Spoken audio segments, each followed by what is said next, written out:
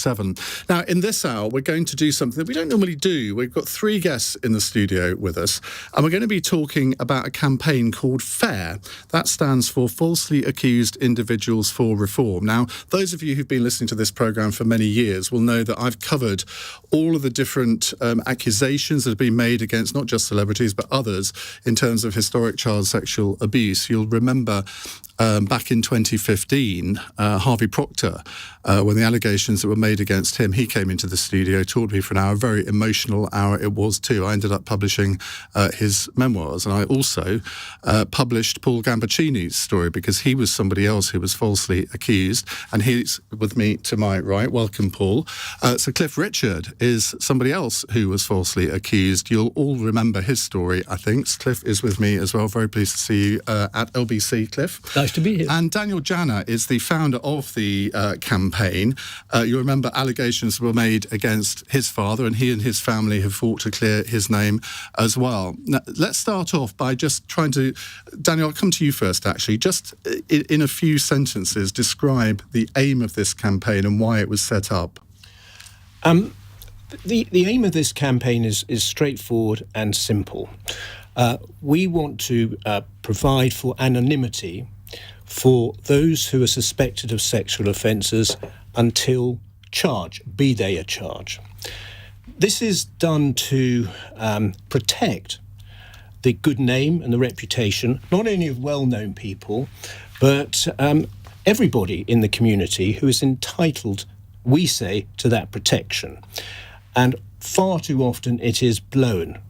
We saw it in that horrendous example with Cliff's case, and we'll all remember the helicopters which were flying around. So something we decided needed to be done. So arising from this evil, we put forward legislation, and we discussed it today in the House of Lords with parliamentarians, to enable this anonymity to be provided. We think it's fair because the complainants, uniquely in sexual cases, have the protection of anonymity for life. We're not saying that. We're saying anonymity until there's enough evidence to charge someone. And at that point, open justice dictates that the names should be out there. Can I just add this, Ian, that some of the listeners will be saying, oh, well, what about a war boy situation? You can't have a blanket provision like that. That might lead to injustices for complainants who are actually victims. Within the legislation that we are proposing, with the amendment to the next criminal justice bill that we hope will go through, is a provision for lifting this ban on an application to be made either to a High Court judge or a Crown Court judge, and that can be made by members of the press or the police or others. So we think this is a fair bill, and we're extremely grateful, of course, and privileged to have Sir Cliff front this up, and together with Paul Gambaccini and Harvey Proctor, who you mentioned, who also spoke in the House of Lords today. I should say, if you want to put a question to our 3 guests here over the course of the next hour, you're very welcome to 0345 6060 973. You can watch us on Global Player or on the LBC YouTube channel. Well, let's put this in a bit of context and come to Cliff and Paul. And just, I can't imagine anyone who's listening or watching this doesn't know what happened to you, Cliff, but just take us back to that day when you learnt what was happening to your home. It was a second-hand bit of information, really. I was planning with my sister and her partner to go and visit a guy that helped me start my vineyard and the winery. And we were on our way there when the phone started ringing, and they talked about that the BBC had gone to my apartment, and helicopters watching these people rummage around, my underwear and stuff. And so I still was confused. It wasn't until we got to the place where we were heading for that we went to a hotel and then saw it on television. And at that stage, it was hard to know what the heck it was all about. It was from seeing the television that I realized that I'd been accused of something that I am certainly not guilty of. It's ridiculous. I can't understand how the police even started off. Newspapers have files on me. You think they're going to miss a misdemeanor like that? No, I don't have a background of that kind of activity. Anyway, it was shocking. We were going to stay for the weekend, and we came straight back, having had lunch with our winemaker guy. And then went home, and then it just grew and grew, and of course it was the most terrifying time, because you can't help but think some people are going to believe this. Yeah, because there's the no smoke without fire brigade. That's the problem, right. isn't it? Except in rock and roll, we've proved it. There is no fire necessary to have smoke on stage. But how? I mean, this really affected you psychologically. It affected your physical health for some time afterwards, didn't it? Understandably so. Very early on, some friends came, and we went to have a lunch, and I came back, and I had a tennis coach that comes every day at about 3 or 4 o'clock, and we started playing, and he said, "Stop, what's the matter with you?" I said, he said, "Just you're playing like a zombie." So I said, "Okay, let's sit down," and I told him. And he said, "Oh my God!" And one day he said, "When you have things like that happen, it's not just psychological in your brain; your whole body suffers it." I think the worst thing that happened to me was I got shingles. In fact, when I did the Piers Morgan show, I insisted that they showed this picture on this program.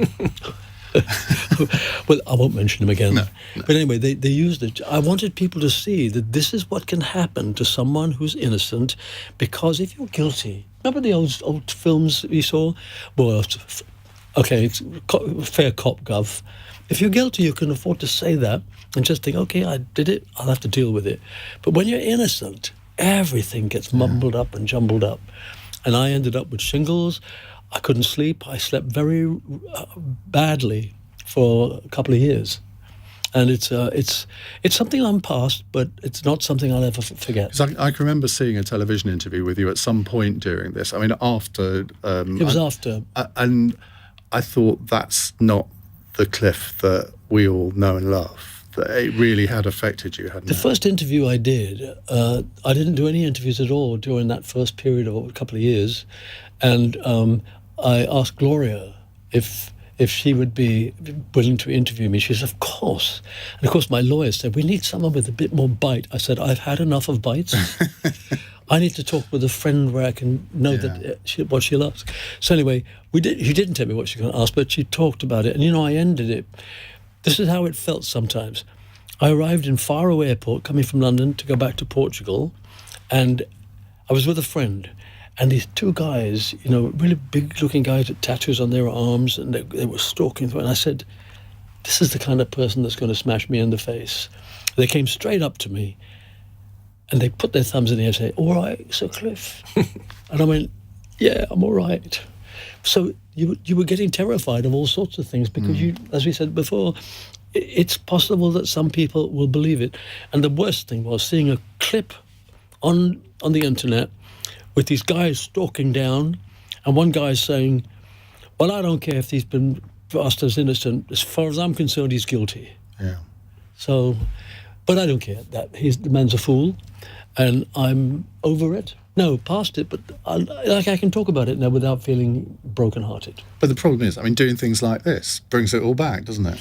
It comes back. I can remember not being able to sleep ever past 3:15, and it was just a strange thing to be there. The only thing I comforted myself with was I knew that I didn't do it.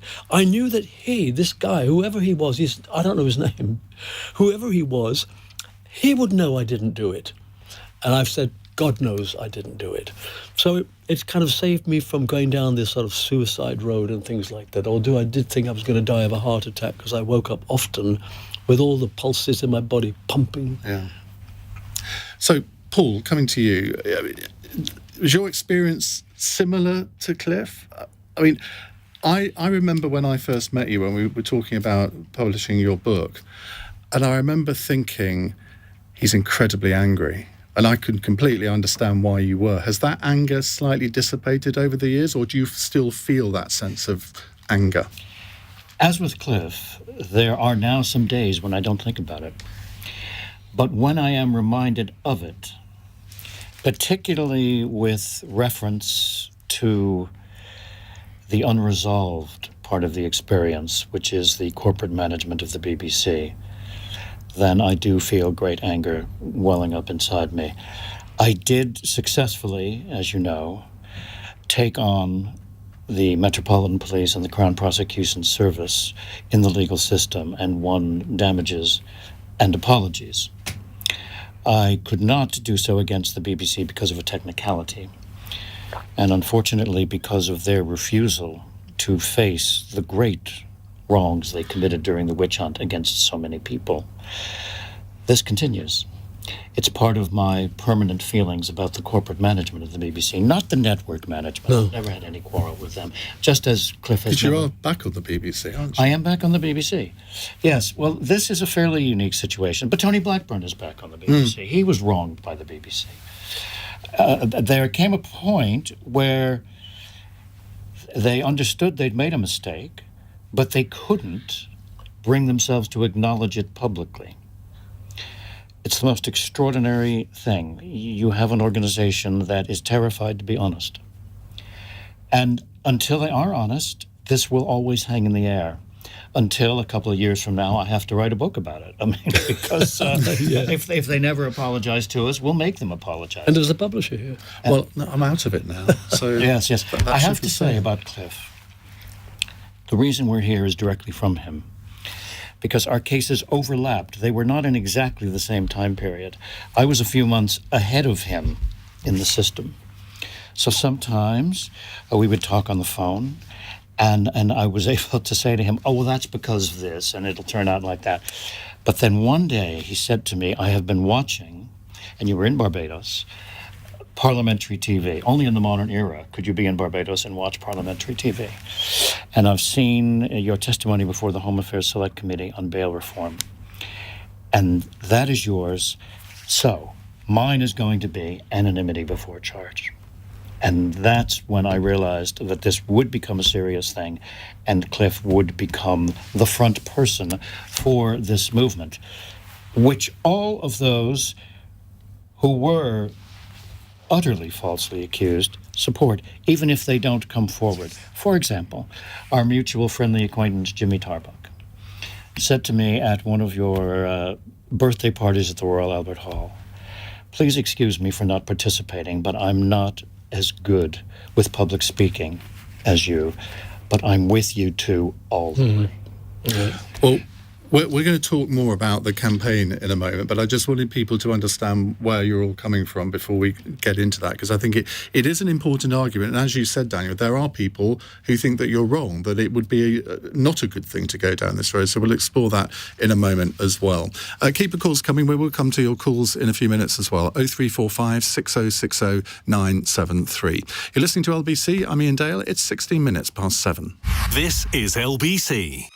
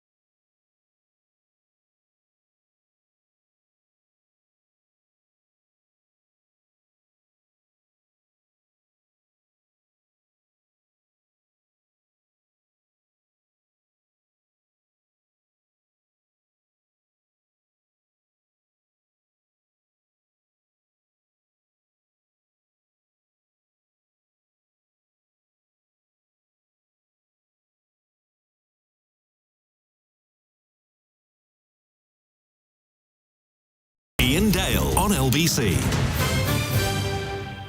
7:20 is the time. We have Sir Cliff Richard, Paul Gambaccini and Daniel Janner. And Daniel, you are a lawyer, you're a QC, and that's quite important in this because you kind of understand if you're running a campaign, you've got to propose legislation that can be workable. And it's because a lot of campaigns, I think, don't really understand that. They think that it can be achieved without putting forward realistic amendments to legislation. Yeah, and this is realistically drafted. And I'm actually a criminal QC, so and prosecute and defend. And of course, there are very bad people that have to be prosecuted. You just have to be careful when you say I'm a criminal QC, don't you? Yes, but you knew what I meant. But our campaign is just focusing on this narrow period when someone is under suspicion. And that's why this legislation that we've proposed is neat, and we believe it'll get through. There were a lot of lawyers at the meeting today, a lot of parliamentarians, particularly members of the House of Lords who are lawyers, and I think they were attracted by its simplicity and its fairness. And the other thing, I've got a press release in front of me, you've actually said the exact wording of the amendments to the legislation that you want to change, which again, for a lot of campaigns, they don't even get that far. They just think, this is outrageous, something must be done without providing the solution. Well, I have to say this was Paul's idea. He said if we're going to continue this, then we need to propose this. Sir Cliff actually launched our campaign for a parliamentary petition almost 3 years ago to the day, and we had 27,000 people sign up, but it had to be pulled before the general election. So this is the next stage of the campaign. We are raising awareness. Politicians are coming openly on board, like Robert Buckland recently, former Justice Secretary. So we're making ground. But if this has got to be done properly, it's got to be done professionally, and we're doing our very best to do so. The arguments again, I mean, putting the hat that you're wearing now, taking that off, what are the arguments against it? And presumably it's that, well, sometimes the police do have to launch fishing expeditions and they do have to sort of publicly ask people to come forward with regard to an individual. And there may well have been cases where that's been crucial. But under your proposals, they wouldn't be able to do that. No. I mean, that first of all, that is the principal criticism. But we deal with it in terms within this proposal because, as I said before, within this proposal there is provision for lifting the ban on application to a court to deal with just that particular situation, particularly if it's an urgent and there's a dangerous person out there. They need to be stopped. Because the police did do that in both your cases, didn't they? Effectively said, well, if you've come forward and tell us. And of course, there are lots of people who are maybe a bit unbalanced who will do that. And then that takes a huge amount of time for the police to sort of dismiss. Stephen Fry called this the flypaper technique, where if you reveal a name through the media, you are inviting people to make accusations. And they were told they'd be believed. And they were told they would be believed. And this was an inversion of the fundamental tenet of British justice, innocent till proven guilty. Suddenly, we were guilty till proven innocent. And this, of course, broke my heart because I came to this country and became a citizen because I thought it was the most humane and just country. And to have this happen, not only to me, but to so many others, it was a betrayal of what I loved about Britain. And when my case was over, there were two members of the Metropolitan Police who had been on the Yewtree team. And they were returning my items that they had taken away well over a year after they had taken them away. And they said, can we come up? And I said, no, just leave them downstairs. I didn't want to have another police person in my flat. But the third time they insisted on coming up, and I thought, oh, I get it. They want to apologize. And these two particular people wanted me to know that there were a lot of police who felt that I had been mistreated. But they said when, and I'm going to name a person who is deceased, so it is historical now. When Max Clifford's name was revealed, the phone rang and rang. When your name was revealed, the phone did not ring. And I thought, What a way to run a railroad. The police have become stenographers. Let's just take a text here. There's no name attached to it. So there's a question for both Sir Cliff and Paul. It does have a name from Con in Middlesbrough. Have either of you had much or any contact with everyday men and women who face similar accusations? And if so, how did they cope and get over it, and not had to deal with it in the public eye? Also, well done for fighting for justice. I don't know that I've actually met someone that's had the same kind of problem that we've been through, but I got hundreds of letters. There's one that stands out to me when this guy said, I can't believe it, I was absolutely innocent. I knew I was innocent. My wife knew I was innocent, but I had to spend 2 years in prison. And when he came out, he and his wife decided they couldn't live here anymore, and they moved to another country. And people don't realize what it can do to somebody to actually leave your homeland because people lied about you. And so that's the thing I tried to get across today when we were at Parliament, that we need to become more human. I was saying, I went extreme. I said all the women there shouldn't be women anymore, and the men shouldn't be men. We should all become human beings, just a bit of humanity. So could you speak to someone with humanity and say, do you think it was right that Paul and I, totally innocent, should have to suffer for months, and in my case, 4 years, not able to sleep, getting shingles, getting all sorts of... They couldn't possibly say, yes, you deserved it. They wouldn't, would they? I can't believe it. I still believe in humanity and not just female or male politicians. I would say to your listener, Cliff and I became magnets. Of course, we never set out to become magnets to people who found themselves in what they either considered to be or claimed to be unfair accusations. And this is a burden upon us which we had never sought to undertake. We never thought it was possible that in a country that had such a record for justice, that people would have to turn to us to say, we need justice, what can we do? And this convinced me even more and more for the need of this reform. Now, having said that, I will be the first to say that not everyone who claims they are innocent is innocent. As I said in Parliament, there was a member of Parliament who twice came to visit me personally to say that he would support any legislation we might wish to undergo in this light, and then it turns out he was convicted. So you have to maintain a slight distance, unless you know the person, and acknowledge that there is a very long spectrum of 100% accuracy in accusations to 100% inaccuracy. Some accusations are in the middle because of different perspectives on the same experience. Some experiences were genuinely horrible, and some experiences never existed. And therefore, we have to craft legislation that, as Daniel and Cliff have said, is a compromise. It's in the middle. It's to make the justice system as strong as it should be without keeping genuine victims from getting justice. And here, I'll say something which we all agreed on today. The misuse of the word victims continues. Not everyone who claims to be a victim is a victim. When my case was over, the Deputy Commissioner of the Metropolitan Police testified before the Home Affairs Select Committee and referred to my victims. And I thought, hang on, I was the victim in my case.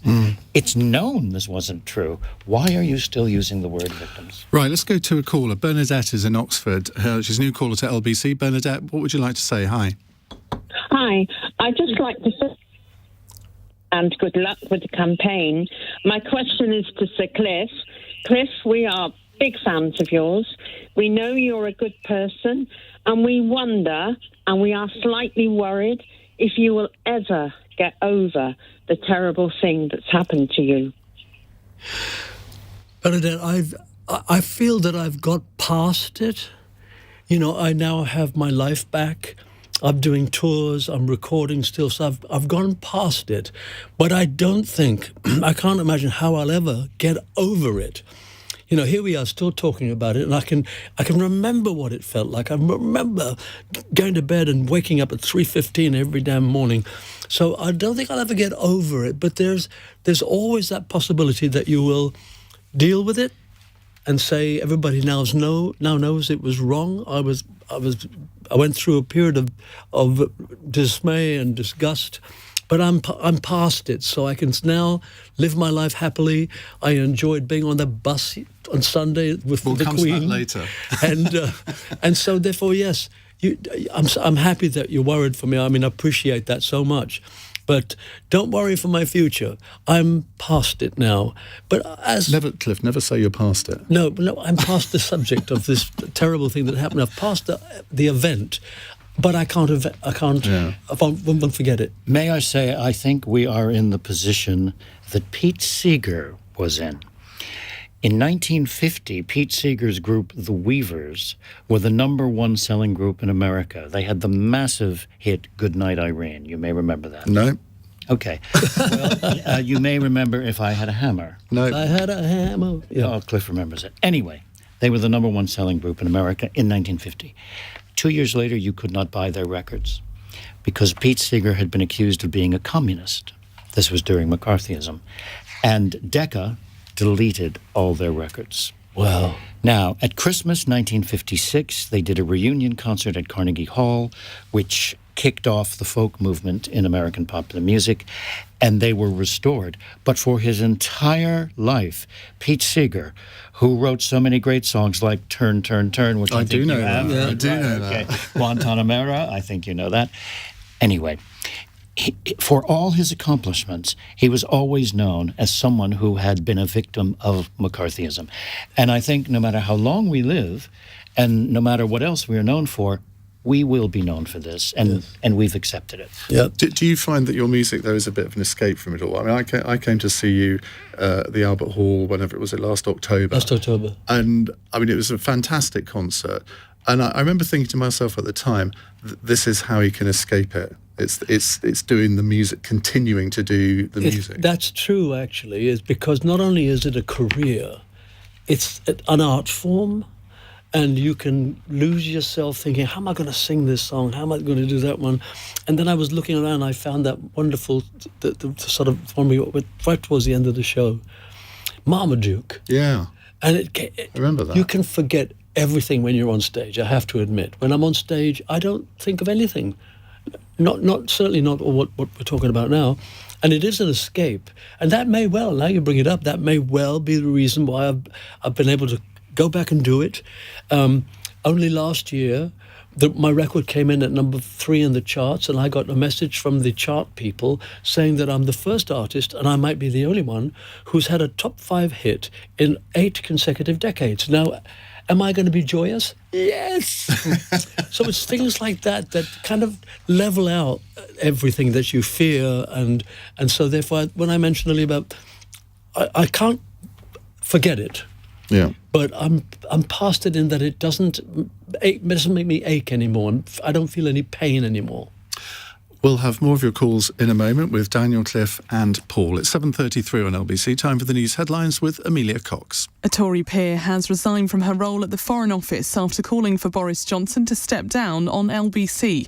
Baroness Helena Morrissey yesterday told Tonight with Andrew Marr she doesn't believe the Prime Minister has shown any contrition. Police in Berlin are trying to discover if a car which crashed into pedestrians was done so deliberately. Authorities say a teacher has been killed and a number of school children have been injured. And Sir Cliff Richard has told LBC he struggled to sleep for a number of years after facing child sexual assault allegations. The singer, who was never arrested or charged, wants the law to be changed so suspects have anonymity unless they're charged.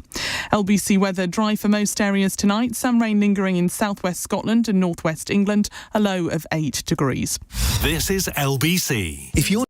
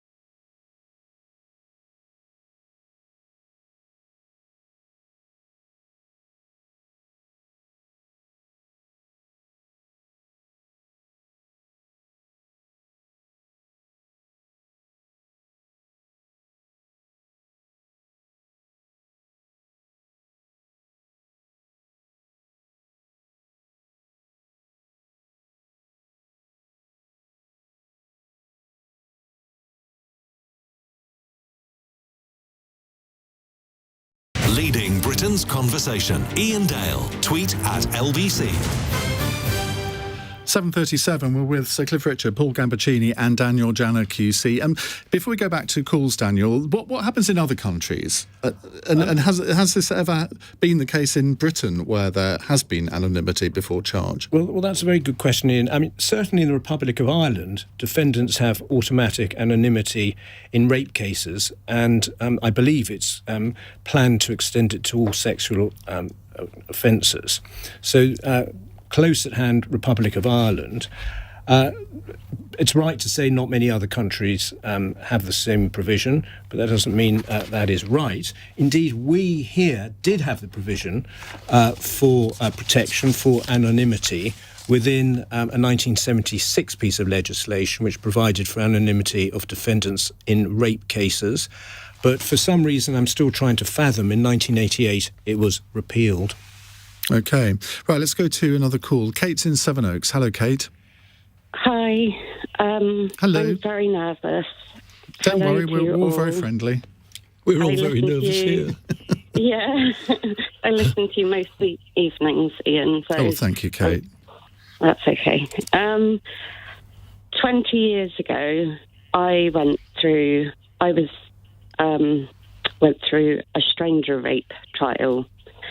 And the defendant, is it the defendant? I get them mixed up. Yeah, the defendant. He got 8 years in jail, and after the trial, the judge then told the jury that he had already served time elsewhere in the UK for a gang rape of a 15-year-old.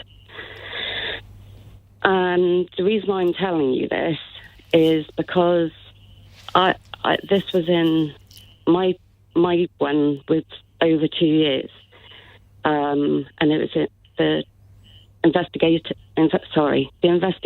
started in 2008, and I remember seeing Sir Cliff and thinking, God, he looks so frail, and I actually hold a very strong opinion that, yes, there should be anonymity. I can't say the word, sorry. Anonymity, yeah. Yeah. For all sexes, because it does stick. I was listening, and Sir Cliff is right. There will still be people that say, oh, but there's no smoke without fire, and things like that. Yeah, I just feel for you, for both of you, and good for you for trying to make this change. And I think that's all somebody the other side of it. That's all more powerful, Kate, because of what you've been through, for you to say that, doesn't it, Kate? It sounds to me you're really a strong person, because having gone through what you've gone through, to even suggest that we might be right is a great thrill for me. Because in your case, of course, your guy was guilty and was found guilty and has paid the price. It's just that sometimes when you're not guilty, it's a terrible, difficult period to try to deal with. But thank you so much for what you've just said. And I praise your courage, but also your ability to do something which we must all do, which is hold more than one thought in our head at the same time. We must acknowledge there have been people who have been terribly wronged by abuse, and we must also acknowledge that some accusations are false. I think many people interested in the subject know that I was only accused because I was defending abused women against Jimmy Savile on breakfast television with Lorraine Kelly. And a viewer who had a record of unsuccessful serial accusations said, well, how dare he say that about Jimmy Savile? And he decided to have a go at me. But I have always respected the reality of abused women since I was in college, and the sister of one of my friends was raped and murdered in Washington, D.C. I know the reality of sexual violence, and I want to have a justice system which acknowledges the full range of experiences. And you have expressed yours most eloquently, and I honour you. Well, Kate, thank you so much for your call, because I know from listening to you that wasn't an easy call to make, but well done. Joan is a first-time caller on the Isle of Wight. Joan, hello. Hello. I've got a question for Sir Cliff. Okay. Yeah, Cliff, what would you like your fans to do to support your campaign? Would you like us to write to MPs? What can we do to help you in your campaign? Oh my goodness, I don't really know, but I suppose anything that you write or say in a public area that supports what we're doing is going to be obviously helpful. But you'll have to think it through whether you actually believe that what we're trying to do is the right thing. And remember, we're just saying, it's a compromise we're asking for. Rather than have, as in my case, within seconds of that break into my apartment, everybody on the planet, everywhere that I went, and I'd been right round the world singing, everybody heard that accusation. And no one to support it in any way, but it happened. So it would be fantastic if you really thought it through and you believe that we're on the right course, and I think it should be. Had they not put my name everywhere, if they had waited till I was charged, I think that would have been the right thing to do. And if they waited till I was charged, you know what? We wouldn't even be talking about this. Nobody would have known that I had been falsely accused. Daniel? I think your suggestion of writing to your MP is a very good one. We're moving this campaign from a parliamentary petition 3 years ago to directly seeking support. And we need, fair needs, a member of Parliament or a member of the House of Lords to propose our amendment. So the more people that write to their MPs, and I trust in democracy, and I believe MPs do listen to their constituents, it will help. And I think that's a valuable suggestion. Thank you. And the law only ever gets changed when there is public pressure to do so. I mean, government is a very sort of static institution, and it will only react to public pressure. So anybody that, like Joan, wants to help this campaign, that's what they should absolutely do. Thank you, Joan. Joan, thank you. Let's go to Joe, who's another new caller. You're attracting a lot of new callers tonight, gentlemen. Joe is in Islington. Hello, Joe. Hi, Ian. Hi, Sir Cliff Richard and panel. I have autism and I'm on medication. Please do bear with me. I have the greatest admiration for you, Sir Cliff Richard, and I would like to say, just before I get to my main crucial point, I am hoping to start a men's organisation to help men suffering on this topic tonight. I urge you to make contact with me, please, Sir Cliff Richard. The number is with the LBC team. If you would talk to me at your own leisure off air, I would greatly appreciate it. But I would like to get to my crucial point. There is an aspect of human mental health, the human cost on innocent men's lives. And so my personal experience as an autistic man is that I am a survivor. I believe strongly that I'm only around today because I've been able to hear and see how Sir Cliff Richard has been able to handle all of this that's gone on. Sorry, I am quite nervous. I am a survivor, having faced a horrific false sexual offence allegation without a shred of evidence against me, and I am so grateful that this reform that you talk about tonight is being proposed. But again, with you, Sir Cliff Richard, I would invite you, I beg of you and urge of you to make contact with me in private off at your leisure. Right.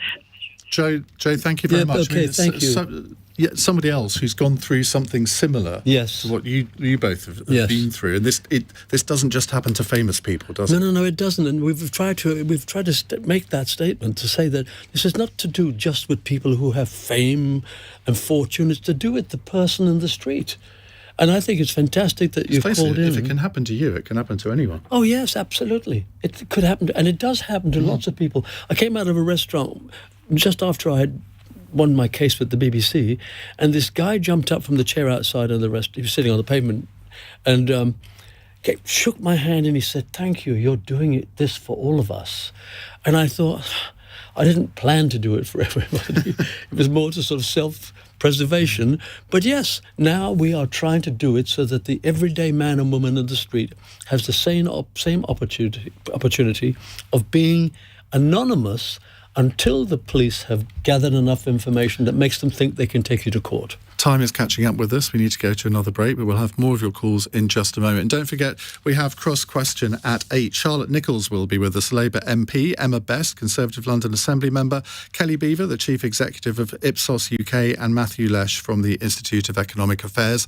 They're waiting for your calls as well, 0345 6060 973. It's 7:47. This is LBC. People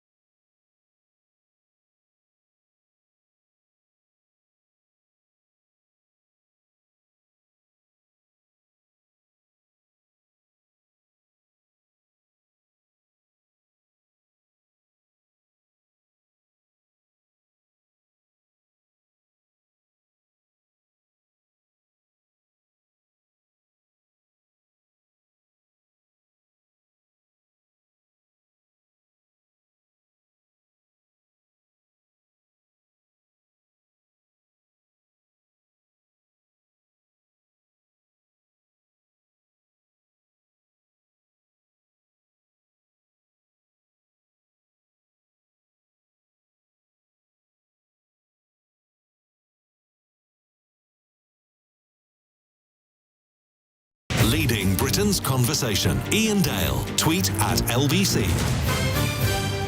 10 to 8 on LBC. So Cliff Richard, Paul Gambaccini and Daniel Janner with us. I'm going to move away from this for just 1 second because I've got to ask you, Cliff, about the weekend when you were on that bus in the pageant. I mean, that looked to be the most amazing experience. I didn't think I was going to enjoy it as much, but I met a lot of people like Hayley Mills and Juliette Mills, Leslie Garrett, Catherine Jones. There was a whole bunch of... Paul was there. We were all on this bus representing the 50s, and it was fabulous. I mimed to Bill Haley, Elvis, and me as well. But you it was mimed just to yourself. Well, they played music from the 50s and one of my Move It came up, so I just mimed it, but the mic was dead. So I just held the mic and we waved and I sang, and then Bill Haley came up, so I went, okay, I'll do that one as well. It was fantastic, a really, really nice time. And the show that we saw before on the Saturday night, I thought that was the best production I've ever seen, and that's the first time I got envious. I wanted to be there just to be photographed amongst all that wonder. When I did the shows before, someone seemed to put a switch on, the light came on, I sang, they switched it off and I went. But this was a real show. And for me, the highlight was at the very end, after singing God Save the Queen, everybody left and I was 2 or 3 of us were the last, and then the crowd started to go, sing a song, sing a song. And suddenly there was 1,000 of them going, sing a song. There were 8 mics there, not one of them was on. So I couldn't do it. It could have been Wimbledon all over again. I know, it could have been, but it wasn't to be. Right, let's take a couple of texts here. Helen says, could the reporting rules, rather than the not identifying, be the solution? I couldn't believe either of you were guilty until the trusted BBC filmed Cliff's home, at which point I surrendered to the thought, oh no, it must be true if the BBC are filming. And that, you see, there would be a lot of, I mean, I don't blame Helen for that. No, not at all. A lot of people would have thought something like that. They would think that they know something that nobody else knows. Yeah. But this law says it is a criminal offence to identify someone at that stage, and that would cover the media at that point. Yeah. So you're right. Precisely. And another one here from Twitter. I was falsely accused of a sexual offence. It ruined my life. They took all my devices. I wasn't allowed to go home. They looked at everything in the context of me being guilty. And after the police investigated for 2 years and found no evidence, not even an apology. Well, that's your story, isn't it, Paul? Well, yes. And of course, it's one reason I would like to, A, go head-to-head with Keir Starmer, who originated... Oh, I'm happy to host that any time. Well, I'm here. Let's say that. And why I also, unfortunately, have my negative feelings about the integrity of the corporate management of the BBC. Is there anything else that any of you would like to say? Because we have to move on in just a minute. No, only that I'm so impressed by the support from the people that have called in. Well, because they represent a whole bunch of people out there. I have all the texts and tweets that come into the programme. I've only read a fraction of them out. I haven't seen a single negative one. Oh, really? Which, on this kind of subject, can I say is not always the case. Thank you. Well, it's wonderful. And to all of you listening, all the support that we can get will save a lot of problems for a lot of people. Daniel Janner, Paul Gambaccini, Cliff Richard, thank you very much for joining us on LBC. Now, cross-question in 6 minutes' time. At first, in the latest edition of my All Talk podcast, I speak with the lawyer and political activist Dr. Shola Moshogbamimu. I was surprised to hear about a particular aspect of her life. Take a listen. Before I do anything, even before I came in here, I pray. Do you? I absolutely do. I am nothing without my God. I speak to my God like, Father, okay. See, I find that... Really? I'm going to say the word. I find that weird. Really? For somebody who is incredibly intelligent, has a logical brain, I'm thinking, how does she believe in a fairy at the bottom of the garden? Well, you see, this is the thing. My intelligence, my intellect, and anything good you want to point out about me is by the grace of my God.